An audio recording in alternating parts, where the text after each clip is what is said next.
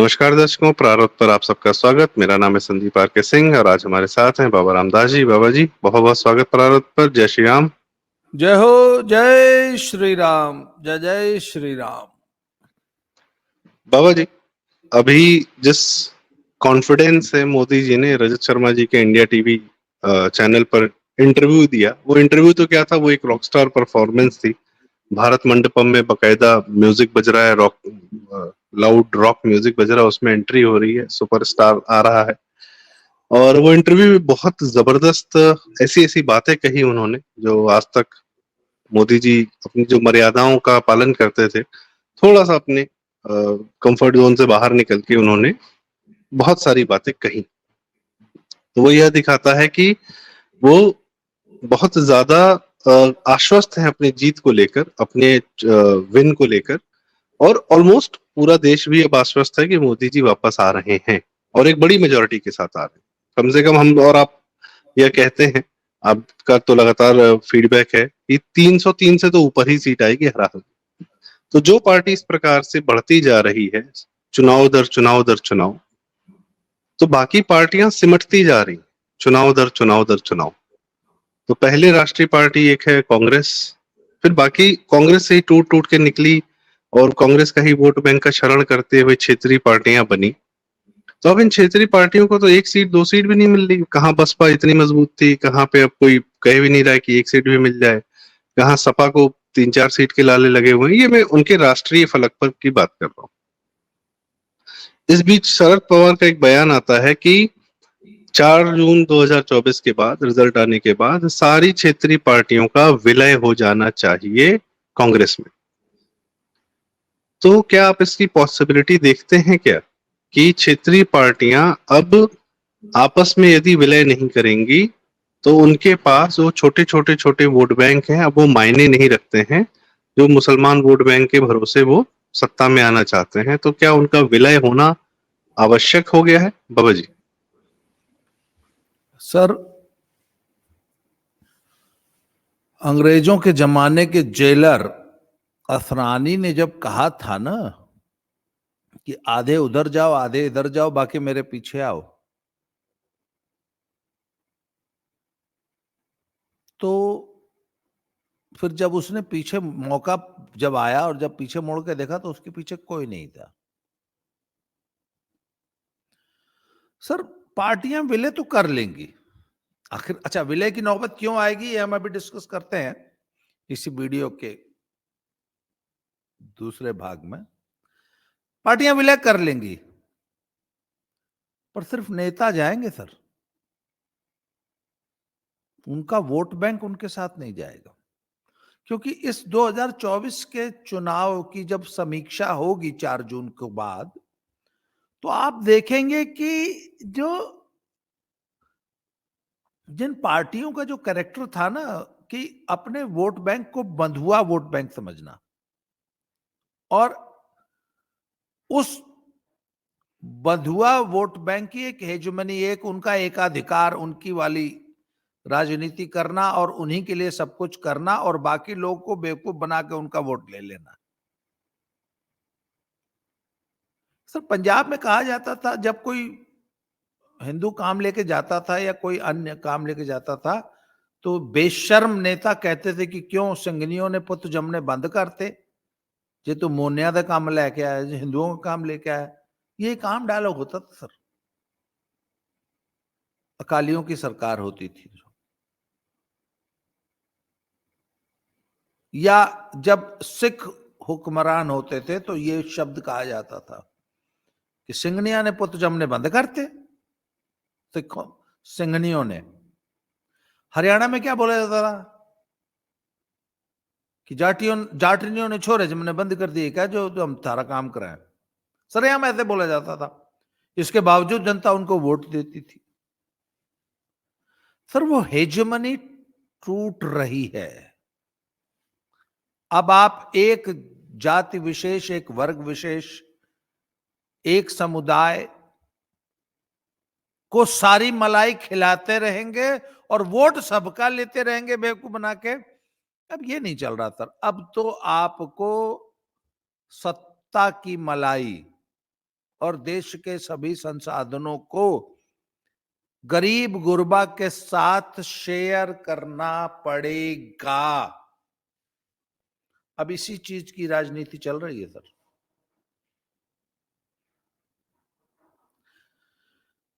तो जब अच्छा, क्षेत्रीय राजनीतियां कर जो क्षेत्रीय जो राजनीतिक पार्टियां थी, रीजनल पार्टी, तो वो करती क्या थी? वो इसी तरह की पॉलिटिक्स तो कर रही थी। और धीरे धीरे उनकी पॉलिटिक्स खत्म हो रही। जब से भाजपा परिदृश्य में आई है, सभी रीजनल पार्टीज का विस्तार कम हो रहा है। उनका वोट बैंक छोड़ छोड़ के उनको बीजेपी में आ रहा है। तो जब उनके अस्तित्व का संकट पैदा हुआ, तभी तो रीजनल पार्टीज का अन्य पार्टियों में विलय की बात आई। परंतु सवाल तो है कि नेताजी लोग तो विलय कर लेंगे, क्या उनका वोट बैंक भी शिफ्ट होगा उनके साथ? नहीं सर। वोट बैंक अपनी सुविधानुसार अपने मन की पार्टी खोज के वहां चला जाएगा, और विलय वोट बैंक का होगा।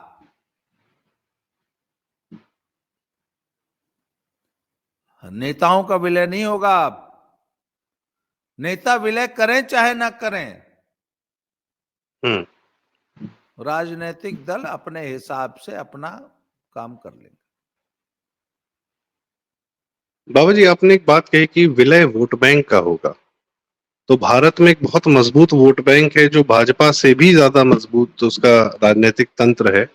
वह है मुस्लिम वोट बैंक, जिसने हर क्षेत्रीय पार्टी और कांग्रेस की राजनीति को सदैव प्रभावित किया, सत्ता में उनके साथ सहभागिता की और सदैव उन पर चढ़ के अपना काम कराया उस वोट बैंक ने।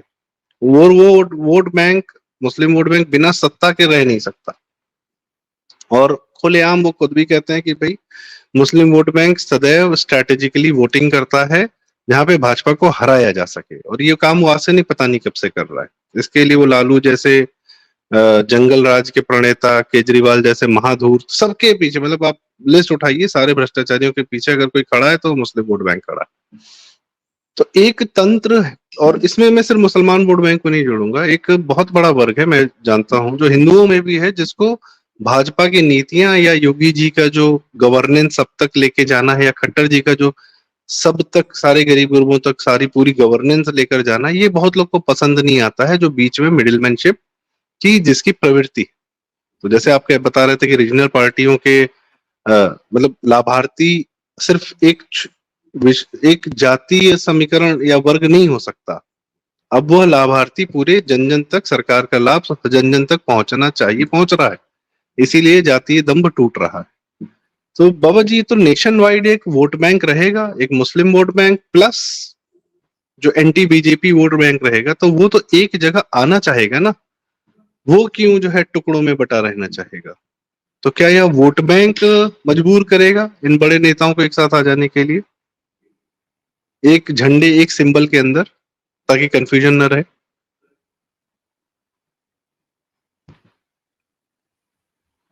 सर, मुझे पता है क्या समझ में आ रहा है। मुझे ये लग रहा है कि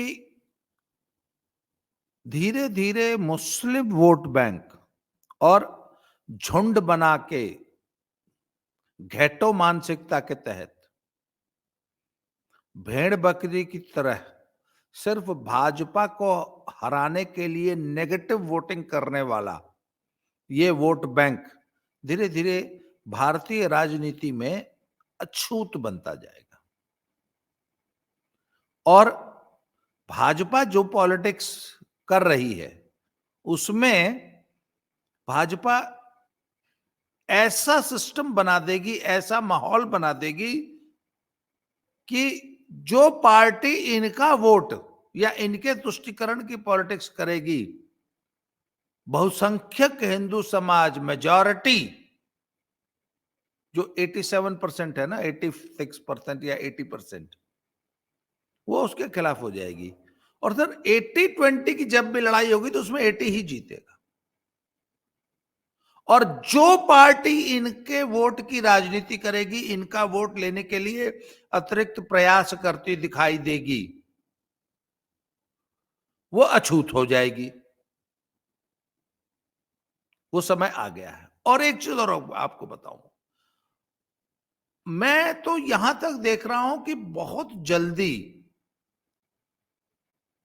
वोट बैंक की ये जो एकता है मुसलमानों की, इसको भी मैं बहुत जल्दी टूटता हुआ देख रहा हूं।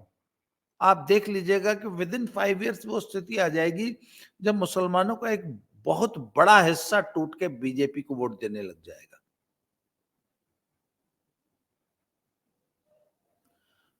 तो सर ऐसे केस में जो मुस्लिम हेजमनी है ना भारतीय राजनीति में, कि हम एक मुश्त आपको इतना सारा वोट देते हैं इसलिए आप हमारा तुष्टीकरण कीजिए, हमारा वोट लेना है, तो इसका काउंटर इफेक्ट मोदी ने और बीजेपी ने तैयार कर दिया है कि अगर तुम मुस्लिम तुष्टीकरण करते हुए दिखाई दिए तो 80% हिंदू तुमसे छिटक जाएगा। आ जाओ, करो तुम मुस्लिम तुष्टीकरण की राजनीति, हम तुम्हें बताते हैं कि हिंदू तुष्टीकरण कैसे होता है। और इस चुनाव में फर्स्ट फेज के इलेक्शन के बाद जो मोदी जी ने अचानक अपनी लाइन परिवर्तन किया, तो आपने देखा नहीं कि इस सो कॉल्ड सेक्युलर गिरोह में ऐसे खलबली मची जैसे कबूतरों के झुंड में जब बिल्ली आ जाती है तो कैसी खलबली मचती, वो खलबली मची। सर इसको हम लोग के यहाँ कहा जाता बाप बाप करने लगे सब। हाँ, कि अरे अब तक हम लोग मुस्लिम मुस्लिम मुस्लिम मुस्लिम की राजनीति करते थे, अरे ये तो मोदी सरेआम हिंदू हिंदू करने लग गया। तो सर एक बात बताऊं, अच्छा मैं हमेशा से कहता हूं कि ये जितनी भी घटिया राजनीति करने में महारत जो लोग समझते थे ना, या फाउल खेलने में जिन लोगों की महारत थी, जो लोग फुटबॉल में रग्बी खेला, फुटबॉल में ये लोग हैंडबॉल, इन लोगों ने फुटबॉल में हैंडबॉल खेलना शुरू किया था, मोदी और अमित शाह ने उस हैंडबॉल को रग्बी बना दिया। क्या हो बेटा, अब हम तुमको फुटबॉल में रग्बी खेल के दिखाएंगे। तुम हैंडबॉल खेलते थे ना फुटबॉल में, आओ हम रग्बी खेल रहे, आ जाओ हमको पछाड़ के दिखाओ। और आपको मालूम है रग्बी, सर रग्बी अगर आप देखोगे तो रग्बी में जितने पुराने बॉक्सर, पहलवान और जूडो के जो प्लेयर है ना, तगड़े तगड़े 110-10 20-20 किलो वाले, वही कामयाब होते हैं सर।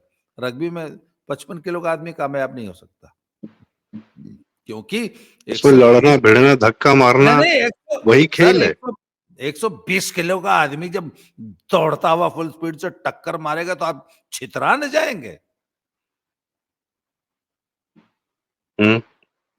तो सर भारतीय राजनीति में मोदी और अमित शाह ने फुटबॉल में हैंडबॉल खेलने वालों के साथ रग्बी खेलने शुरू कर दी। गेम फुटबॉल का ही है, आ जाओ बेटा फुटबॉल खेलो बाबा तो जी हम आपकी फुटबॉल भी आती है, नहीं तो अगर तुमने जी हैंडबॉल शुरू किया, अगर तुमने फुटबॉल में अगर हैंडबॉल शुरू किया तो बेटा हम तो रग्बी खेलेंगे। हम्म, नहीं बढ़िया उपमा दी आपने, बहुत बढ़िया उपमा दी।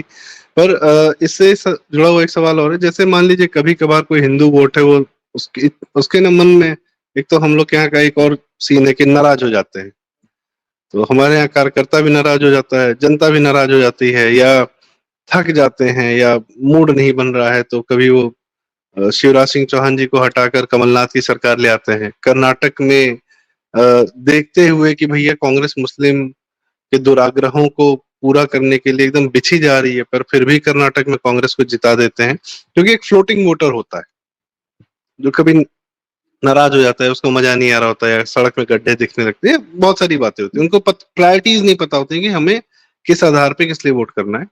तो जब विलय हो जाएगा तो ये फ्लोटिंग वोटर तो इनका सबसे बड़ा हथियार हो जाएगा, क्योंकि इनके पास भी एक मस्त वोट बैंक है। तो जैसे ही फ्लोटिंग वोटर को जरा सा भी लगा कि अरे यार मोदी जी अब जो है 15 साल हो गया, मजा नहीं आ रहा, काफी टाइम दे दिया, ये सब कारणों से लोग वोट कर देते हैं दूसरे को कि बस change for the sake of change, for the hack of change. तो क्या ये भी आप देखते हैं कि ये विपक्षी पार्टियां उस समय का इंतजार कर रही हैं, फटीग का? नहीं, मैं एक बात हमेशा कहता हूं कि 2004 में और 9 में, बाबू जी आवाज थोड़ी धीरे आ रही है। 2004 में और 9 में। जी अब आ रही है क्लियर आवाज? जी जी जी 2004 में और 9 में इंडिया शाइनिंग फेल नहीं हुआ था। असल में भाजपा जो है ना, जातीय राजनीति में, जातीय समीकरण साधने में फेल हुई थी। भाजपा सवर्णों की पार्टी बन के रह गई थी।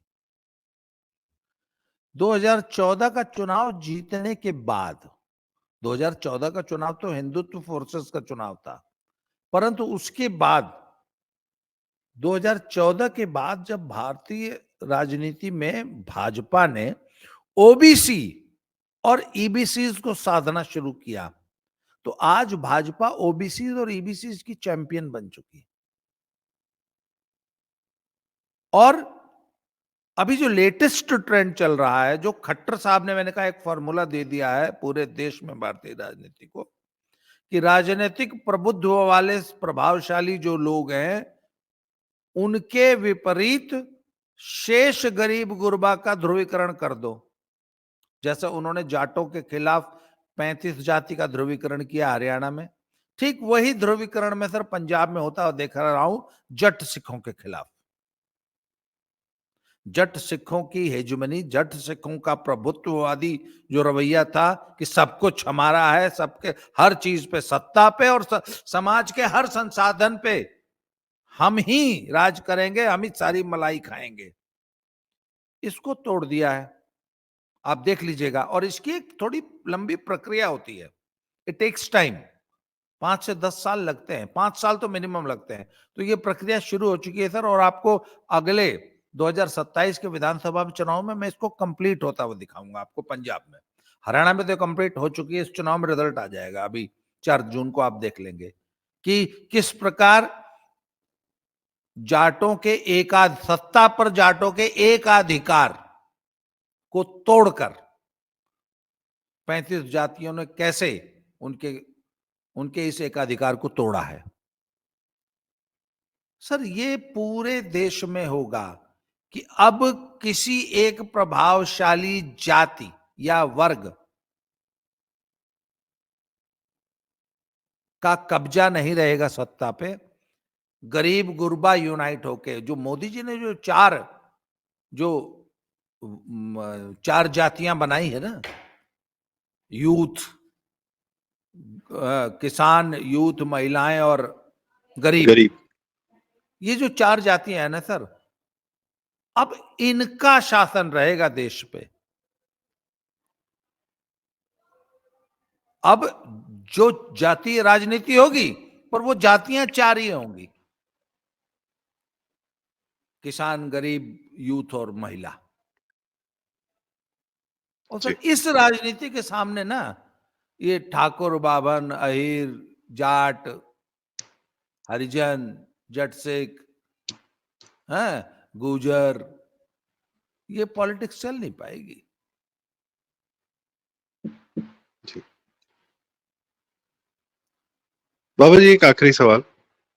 भारत में मोदी जी के पदार्पण के साथ जो है हिंदुत्व का उभार होता है, और 2012-13 से फिर यह बयार जो है बहती है, और तमाम कई लोग फिर प्राउड फील करने लगते हैं। और ना सिर्फ राजनीतिक पदार्पण है, एक सांस्कृतिक और ये सभ्यता का उत्थान है। वो सभ्यता जो धीरे धीरे अपना चरण अपने सामने देख रही थी सेकुलरिज्म के नाम पे हर प्रकार से, और किसी ने हमको नहीं छोड़ा। कम्युनिस्टों ने नहीं छोड़ा, कांग्रेस ने नहीं छोड़ा, बॉलीवुड ने नहीं छोड़ा, विदेशी कंपनियों ने नहीं छोड़ा, किसी ने। ऑफ कोर्स मुसलमान वोट बैंक तो कह ही रहा है कि 700 साल से हम राज करते हैं, फिर करेंगे, ये करेंगे, वो करेंगे, जो भी था। पर मोदी जी के कार्यकाल में, योगी जी के आने के बाद, ये अब प्राउड फील करता है आदमी हिंदुत्व को लेकर। तो ऑफ कोर्स ये जातीय समीकरण भी अब हिंदुत्व नाम के अम्ब्रेला के अंडर सारे आ जाते हैं। पर यदि हिंदुत्व का उभार होता है तो जाहिर सी बात है प्रकृति का संतुलन रहता है सामने। तो जो एंटी हिंदू वोट है, या एंटी हिंदू सत्ता को प्राप्त करने या सत्ता की चाह रखने वाले लोग हैं, वो भी तो एक साथ अलाइन होंगे ही। वो तो ऑलरेडी अलाइंड है ना पहले से, अब और क्या अलाइन होंगे? वो तो ऑलरेडी अलाइंड फॉर्मल है, तरीके से, फॉर्मल तरीके से। फॉर्मल तरीके से अलाइंड है। उनके उनके फॉर्मल अलाइनमेंट में कमी कहां है? 2022 के चुनाव में जिस प्रकार से एकमुश्त वोट उन्होंने सपा को दिया है, अब उसमें कोई कसर बाकी थी क्या? आप बताइए। मतलब बसपा एक एक वोट के लिए तरस गई, मुसलमानों के वोट के लिए।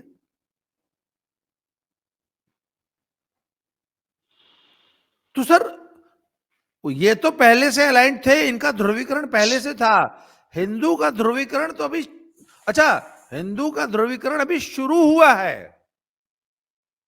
This is just the beginning. ये प्रक्रिया अभी लंबी चलेगी। और सर 80% हिंदू को यूनाइट कर लेना आसान खेल भी नहीं है ना। उसके अंदर इतनी ज्यादा फॉल्ट लाइंस हैं। सर वो फॉल्ट लाइन सारी, वो जो 4 नई जातियां जो मोदी जी ने पैदा की है ना, this will ultimately lead to the total polarization, the total consolidation of the Hindu vote. जब ठाकुर बाभन वाली जाति टूट के युवा, महिला, गरीब और किसान वाली जब जातियों का जब एकीकरण होगा, हिंदू पोलराइजेशन उस दिन कंप्लीट होगा। अच्छा, क्यों? एक मिनट, कल का मोदी जी के भाषण को याद कीजिए, जब उन्होंने 17 या 19 पसमानदा मुसलमानों की जातियां गिनाई ना, तो सर वो again realignment of the political forces. वो जो गरीब, लाभार्थी, युवा, महिला वाली जो कॉन्स्टिट्यूएंसी है ना, उसमें वो अपने आप मर जाके हो जाएंगे। सही कह उनको रहे ये हैं। आखिर समझाया जा रहा है कि तुम नहीं, तुम मुसलमान के साथ साथ गरीब भी हो, वंचित भी हो, ये मत भूलो। महिला भी हो, हाँ, महिला हो तलाक तुम, की मारी हो, हलाला की हाँ, मारी हो। तुम्हारा हलाला होता आया है आज तक।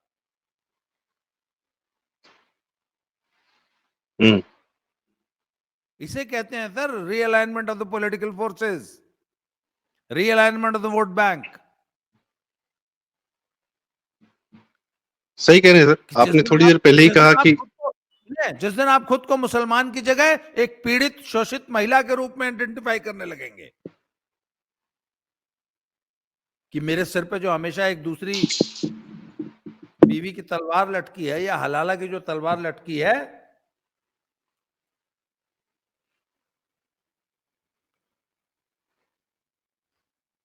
सर ये है realignment of the political forces. जब ये अपने आप को मुस्लिम की जगह एक पीड़ित महिला के रूप में आइडेंटिफाई करने लगेगी, और जिस दिन वो उसको ये समझ में आ जाएगा कि यार मेरा तो शोषण इस एक धर्म विशेष के कारण हो रहा था, क्योंकि मैं उस धर्म की हूं, इसलिए मुझे इस काले त्रिपाल में लपेट कर रखा जाता है, इसलिए मुझे बच्चा पैदा करने की मशीन बना दिया गया है, इसलिए मेरा हलाला हो रहा है।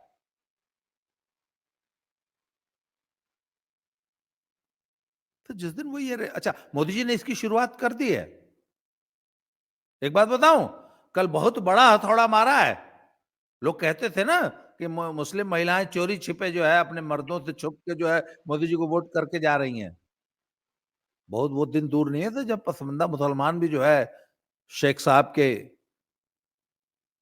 हैं, सैयद शेख पठान के चंगुल से मुक्त होके एक बेटर लाइफ के लिए, बेटर अपॉर्चुनिटीज के लिए वोट करना शुरू करेगा, तो ये नेगेटिव अरे वोटिंग। तबलीगी जमात और मौलानाओं के चंगुल से निकलने के लिए। यस। तो सर मोदी बहुत गहरी चोट मार रहे हैं।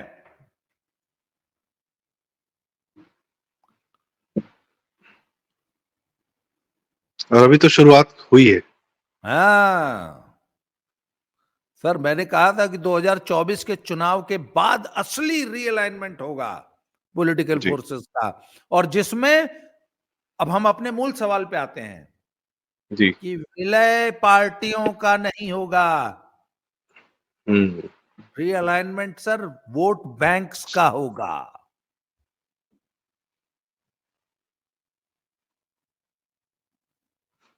सही है। और पार्टियां इसीलिए मिलकर शायद राहुल और बड़े बड़े नेता और पार्टियां पीछे मुड़ के देखेंगी तो बोले अरे आधे उधर गए, आधे उधर गए, हमारे पीछे कोई है या नहीं है।